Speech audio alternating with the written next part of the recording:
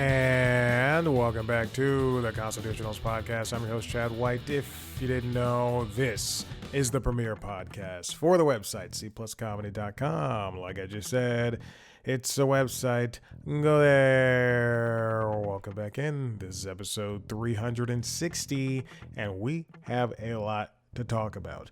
I had to throw away. Also, this is the second time I'm recording this intro because I got a phone call in the middle of this goddamn recording. Anyway, we had to throw away the two other stories I was going to do. This is going to be already a story, an episode all about the Warner Brothers deal. But things happened roughly like 7 o'clock this morning. So I get up and I go to the gym, around 3:30. that's not a joke. I get up around, if you're the first time you're hearing this, I wake up around 3:45. I go to this closet and work out in this treadmill, and then I go to the gym after the fact. I have a treadmill in my storage unit. Anyway, but I check the C Plus Comedy email, and I see that there was another, I'd already set up all these stories. There's another set of offers. Hold on. Let me triple check December. Okay.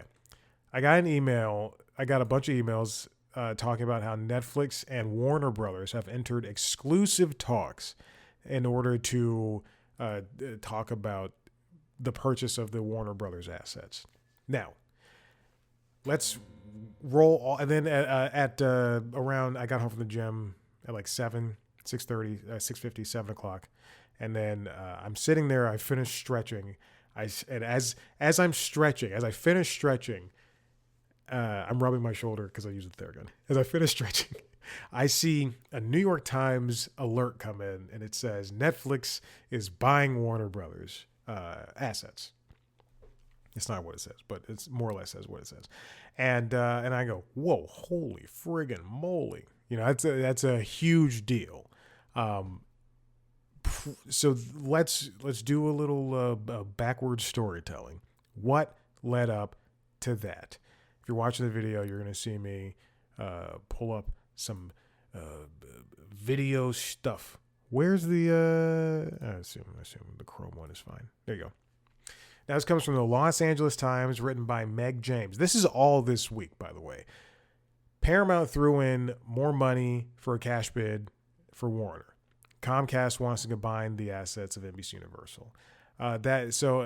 Apparently there was a second round of bids that Warner wanted, and that's fine. Warner Brothers said, "Hey, those first bids that came in, I believe last week, those were good. Let's get some more." Paramount throws in more. Paramount increased his bid. That also, keep in mind, the money was coming from Middle Eastern Sovereign Wealth Fund backing. And that was nearly, the valuation of Warner Brothers is supposed to be around $70 billion. I have to move real fast because so much of this has already happened. Now, this is again this is from Reuters, the same day, December 2nd, during this second round of bids.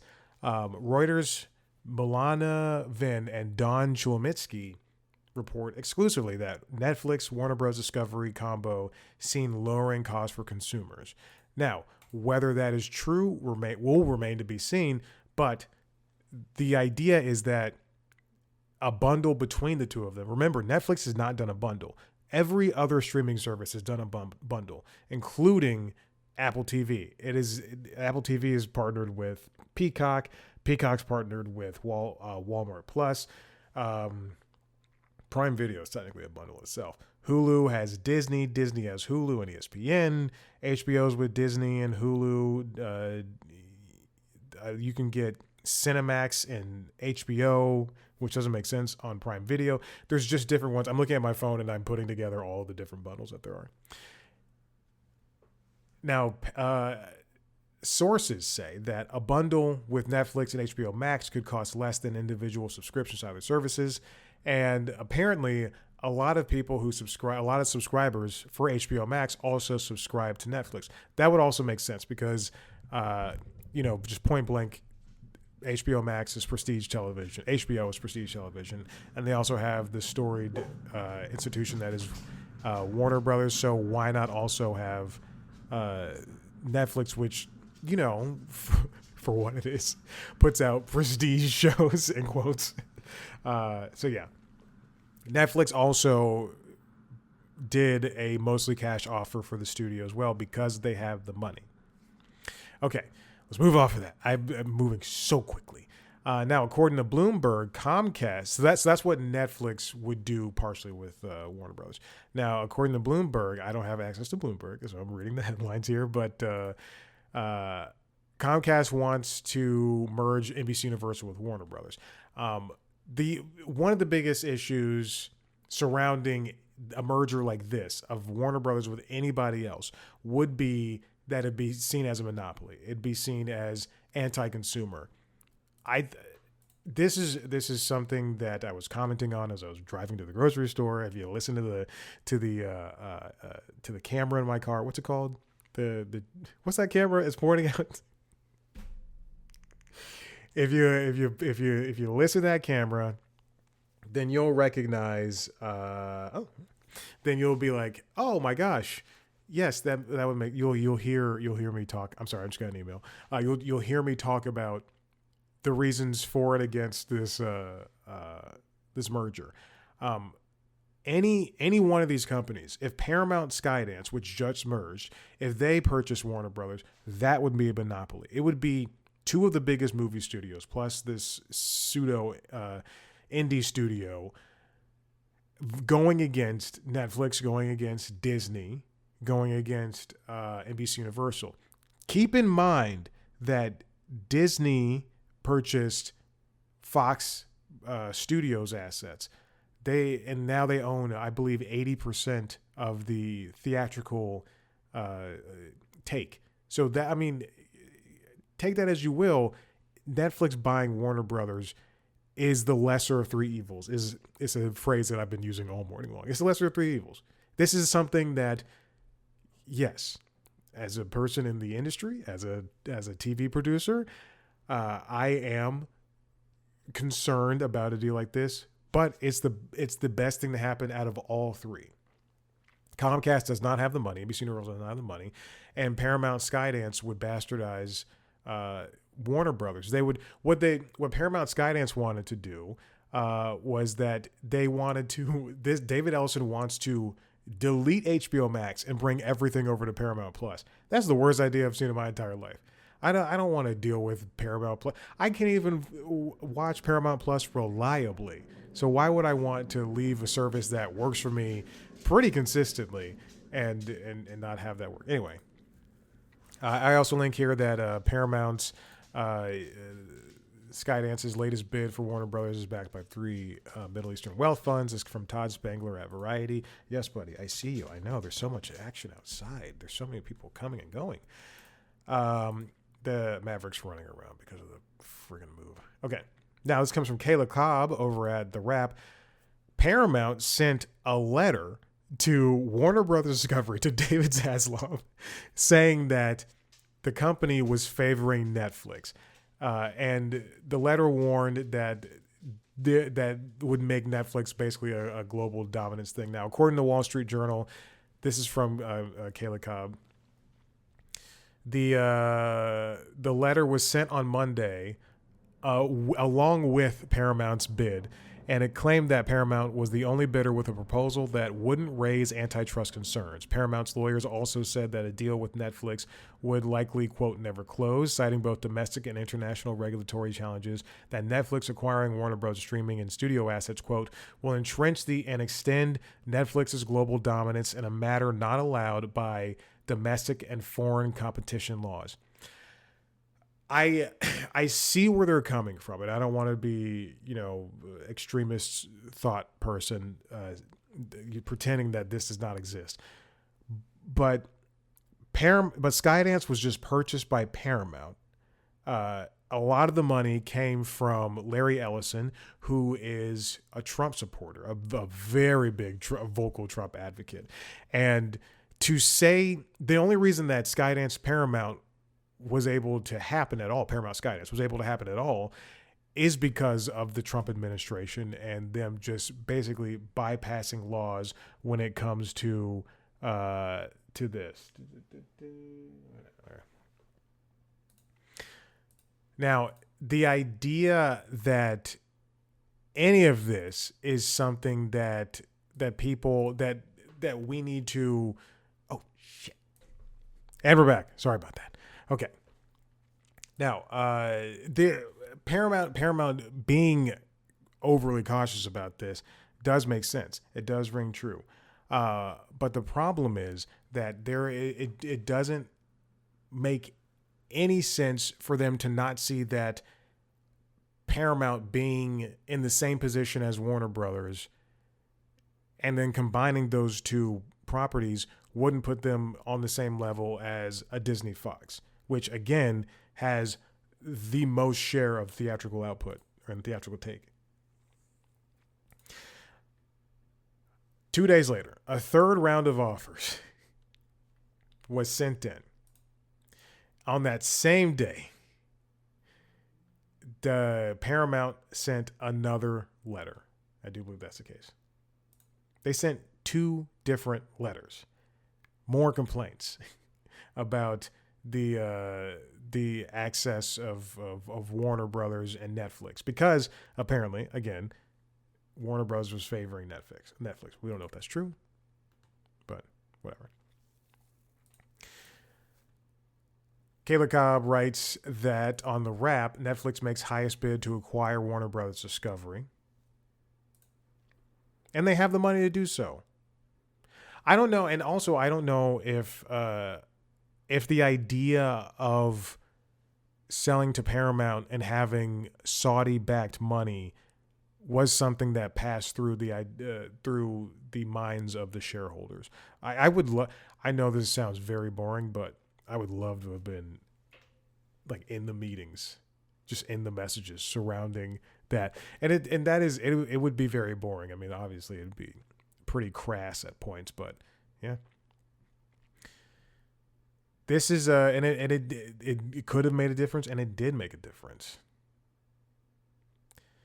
The highest offer before that point was for $23.50 per share, comprised of 80% cash and 20% stock. And all of those offers initially were rejected for being too low. Eventually, Netflix won out. This comes from New York Times, the Netflix Times. Netflix to buy Warner Brothers an $83 billion deal to create a streaming giant. And it's written by Brooks Barnes, Lauren Hirsch, and Nicole Sperling. The deal is for exactly $82.7 billion, including the debt that Warner Brothers has. Now, this acquisition is expected to close after the split. Now, remember, it was announced that Warner Bros. Discovery was going to be split up again. This time, Warner Brothers was going to be one company, and then everything else was going to be another company. Warner Brothers would comprise of the studios as well as HBO Max, the profitable sides, and then the cable networks and everything else. I assume the gaming unit too would be in the Discovery side. We don't know what that other side would have been called. We just got Versant. Versant just happened from NBC Universal. How could NBC Universal want to buy Warner Brothers? But then what would you do with the cable networks? Would you throw them in Versant? Would you sell them off for scraps? So yes, that does mean the likes of the Discovery networks, including TLC and Food Network and the rest, would be sent with Cartoon Network and TNT. So that's supposed to happen by the third quarter of 2026. That's split's supposed to happen. So there will be a different company controlling CNN's TNT and Discovery and Cartoon Network. Netflix has 300 million subscribers worldwide. HBO Max has just, I believe, entered other parts of Europe, including like Ireland and things of that nature. If you keep in mind, again, Amazon bought MGM, Metro Goldwyn Mayer, in 2022 for $8.5 billion. And they continually lose the rights to the James Bond franchise to stream on Prime Video, which is frustrating. Some people were in the middle of Die Another Day. This is why I just buy things. The pitch from Netflix was notable in part because it included a pledge to continue theatrical release of movies from Warner Bros. Discovery. Netflix, of course, wants to be a home thing, but we'll see what happens with that. Yeah, because I have more news on that in the bottom. On Friday, this morning, immediately after the announcement of the sales, this comes from the Hollywood Reporter written by Alex Weprin. Why now? Netflix co-chiefs explain an $82.7 billion Warner Bros. Deal, logic, and changes ahead. In a conversation with analysts in Wall Street, Ted Sarandos and Greg Peters addressed many of the questions surrounding the plot of buying this. Sarandos said the deal was a rare opportunity. On the call, he acknowledged, I know some of you are surprised that we're making this acquisition. I certainly understand why. Over the years, we've been known to be builders, not buyers. Historically, many of the mergers haven't worked, Peters said, in regards to acquiring and mergers and all that stuff. But, I don't think that's very true. I think the Disney-Fox thing is really playing out pretty well. A lot of those failures that we've seen historically is because the company that was doing the acquisition didn't understand the entertainment business. And I think he's referring again to AT&T and Warner Brothers and other companies doing the same thing. They understand what they're buying, blah, blah, blah. Okay. The executives were basically putting out a fire surrounding the people worried about this acquisition, including producers, including directors, including Elizabeth Warren, who said that this is this is monopolistic. A big thing that played into it, this comes from Steven Zeitchik at the Hollywood Reporter. Warner Bros. Hidden appeal to Netflix was the AI supercharger. A very big thing that Netflix is doing, if you follow them on social media, you'll see that they do a lot of AI stuff.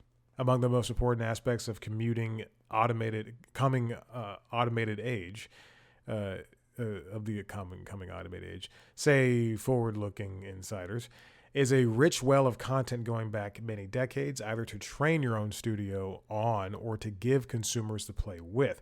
Warner Brothers has it, Netflix doesn't. And if the deal goes through, the streamer will.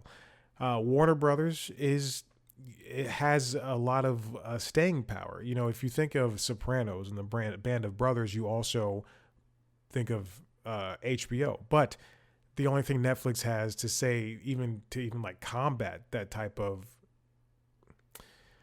I don't want to put IP on this, but to even combat that or to even go with those types of comparisons would probably be Stranger Things. Other than that, their shows and their movies come and go. You forget about movies like Oakjaw that were, or the House of, what's it called? What's that Kevin Spacey show called that Robin Wright took over? I don't know. See? Yeah, I can't remember the name of the show. They said apparently, again, this is going off the call, they used the word innovation several times. And then they also said world building too. I don't know if what this AI stuff, what they would do about it, but man, God. Netflix also brings another advantage. Technical machine learning experience honed by more than 15 years of gathering data on customers and building algorithms to serve them. Now armed with a content library, their Soar-like AI product, should they launch one, could be a juggernaut. And the company has been making a new push into games, which are a sort of digital cousin of user-generated tools. Sure. Now, continuing off of that, this comes from JD Knapp at The Wrap. Ted Sarandos says Netflix will still support WB, movie theater output, though the windows will change. Sarando said in the call, this is a quote from this. This is why I included this in here, even though I mentioned it about 2 stories ago. It's not like we have this opposition to movies into theaters. My pushback has been mostly in the fact of the long exclusive windows, which we don't really think that are consumer friendly. This is, again, during that call that happened earlier this morning. But when we talk about HBO, keeping HBO operating largely as it is, that also includes their output movie deal with Warner Brothers, which includes a life cycle that starts the movie theater, which we're going to continue to support. That's a good note. But when he talks about this evolving theatrical window, as he alluded to, how long would a movie like Superman 2 or I don't what other movies are out, but how long would a movie like Superman 2 or the Suicide Squad 2 or whatever movies they're putting out be in theaters? We kind of had a little glimpse of that. I would go back to the first to James Gunn's original Superman. That movie was in theaters for a couple of months, and then it kind of hit after leaving theaters in like a week. It hit the digital front where you could buy it home, and then like within a couple of weeks after that, it was on HBO Max, and within that time period, it was on sale for like $10 a lot of the times digitally, which plays in the fact that a lot of people saw that movie. I didn't, but a lot of people saw that movie. The longest time a Netflix movie has been in theaters has been 17 days, roughly a couple of weeks. This Jay Kelly movie with George Clooney is only going to be in theaters for a handful of days before it hits the home market. The same thing happened on Apple TV. The same thing happens. Well, actually, no, because F1 was co-produced, or I guess distributed by Warner Brothers. Also, it sucks. I bought F1. That's the only thing I bought on Black Friday. It was F1, a 4K disc, and it came with the digital code. And I assumed I assumed it was Movies Anywhere, and I assumed I could, take it to Vudu and watch it on Vudu or Fandango or Home or whatever. But no, it was only on Apple TV. So, whatever. So the deal was $27.75 per share, $27.75 per share for the studio and streaming assets. Both boards approved the agreement, which includes a $5 billion breakup fee to match the terms that Paramount added with its bid, and they expect regulatory approval to go through within 12 to 18 months. See, this is all news that we're all learning things ahead of time. Now, the Directors Guild of America voiced similar concerns. The negative impact of this acquisition will impact theaters from the biggest circuits to one-screen independents in small towns in the United States and around the world, Cinema President, CEO Michael O'Leary said in a late Thursday statement. Cinema United stands ready to support industry changes that lead to increased movie production and give consumers more opportunities to enjoy a day at the local theater. But Netflix's stated business model does not support the theatrical exhibition. In fact, it is the opposite. I do agree with that. That is something that is very concerning. You should want to be able to see big movies like Avatar, Fire and Ash, and Superman 2. I don't know what's out. Wicked is supposed to be out. Speaking of which, I'm supposed to be going to see Wicked in about 15 minutes, so I need to hurry this up. It's very true. Netflix is a success, and I think, as consumers, we shouldn't want to just sit at home and watch something because it's that easy. If you really want to support the people, don't pirate. Don't wait till it comes home. Do what you can to go see this in theaters. Go see an artist play music live. I mean, that's where the real money comes from. Now, the Directors Guild stated, "We believe that a vibrant, competitive industry, one that fosters creativity and encourages genuine competition for talent, is essential to safeguarding the careers and creative rights of directors and their teams. We will be meeting with Netflix to outline our concerns and better understand their vision for the future of the company. While we undertake this due diligence, we will not be commenting further. In the same way, I think they're also meeting with the Producers Guild too. Now, this final bit comes from The Hollywood Reporter. David Zaslav His memo to Warner Bros. Staff: Netflix buy reflects, quote, generational change in Hollywood. This comes from Caitlin Houston over at the Hollywood Reporter. I don't know if that's Huston or Houston. But all this will be completed hopefully by Q3 2026. They're going to remain separate companies until then. The letter says it may be tempting to reach out directly to counterparts or former colleagues at Netflix, but it is essential that all interactions are managed through this office to ensure we meet every legal and regulatory obligation. That's crazy.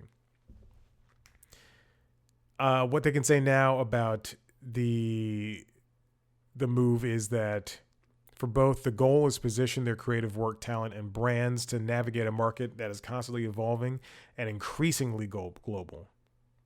I'm just picking out the important stuff. Zaslav added that among the other bids and other, quote, strategic paths, the combination of Netflix was viewed as the strongest longtime foundation. I think so too.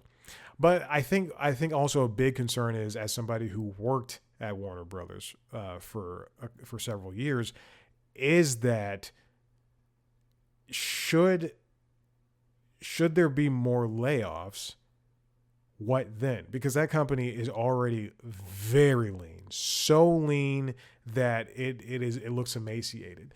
And I think for Netflix, in buying Warner Brothers assets, you do get the movie stuff and you do get HBO, but if for $83 billion, I would also, I understand that they don't want the cable assets, but man, if you're looking to get into what you're now getting into is like sports streaming and maybe eventually news streaming, then hey, and if you want to keep people on Netflix, and let's pretend they even fold HBO Max into Netflix, which is probably what's going to happen, and not keep them as separate entities. What you could do is you could charge $50 per month and have all these movies and TV shows, plus whatever's on Cartoon Network, plus CNN, plus Food Network. That would just bolster your everything. If I were a part of this, if I was in Netflix, my idea would be to keep them as two separate platforms, offer HBO Max as kind of the cheaper option, more or less, but do a lot of interplay when it comes to the programming that is available via HBO Max. HBO Max Warner, got rid of a bunch of shows like Raised by Wolves, and Westworld. You can't watch those shows anywhere. They put a lot of other shows and movies on places like Tubi for free because fast ad-supported streaming is important right now. So what if they did that? Like, what if they continued along those same lines? You get kind of a cheaper set of shows and movies. Not cheaper as in like they're made cheaper, but like you get HBO Max, it's this cheaper thing, $16, $20, whatever. You also get Netflix, $28. You put them together, maybe $30, I don't know, $35 per month for both. But you get a more curated experience on HBO Max, and then on Netflix, you just get everything. Wouldn't that work? I don't know. But we'll see what happens over the next couple of months. It is, it's pretty concerning, but it's the lesser of three evils, and it is exactly where I wanted things to go, given that we didn't even have to be here in the first place. All right, listen, if you like what you heard here, head to the website, cpluscomedy.com, where you can see a much better version of the show. If you want to watch, it's also on cpluscomedy.com, all of the archives of every single interview, save for 4, so 98%. Of all of the interviews are up right now on cpluscomedy.com. The written interviews are there. The video interviews are there. Go to cpluscomedy.com. You can see older conversations with like Don Luebbe and Larry the Cable Guy and Jimmy Pardo and Jen Kirkman and Ron Funches and Jermaine Fowler. And I think one of the Ron Funches might be gone. Sorry. I think the Ron Funches one might be gone. Anyway, Go, Diallo Riddle. It's there. It's all there now. Finally, it's hosted via Substack, but it is on cpluscomedy.com. Go there. If you want to see a video version of those interviews, go to youtube.com/cpluscomedy of the newer interviews. It's youtube.com/cpluscomedy. You can also watch a video version of this show as well as LinkedIn Logs, the other podcast, LinkedIn Logs, and Late Night Lately, the Late Night Show on youtube.com/cpluscomedy. Subscribe to those shows wherever you get your podcasts. Oh my gosh. Follow us on social media at C Plus Comedy on Blue Sky, Instagram, and TikTok. Follow me on those platforms at Chad Black White. Thank you for watching. I'm so sorry this was a haphazard episode, but a lot of stuff was going on, and that's what I have to deal with. Thank you so much. We'll see you next time. Bye.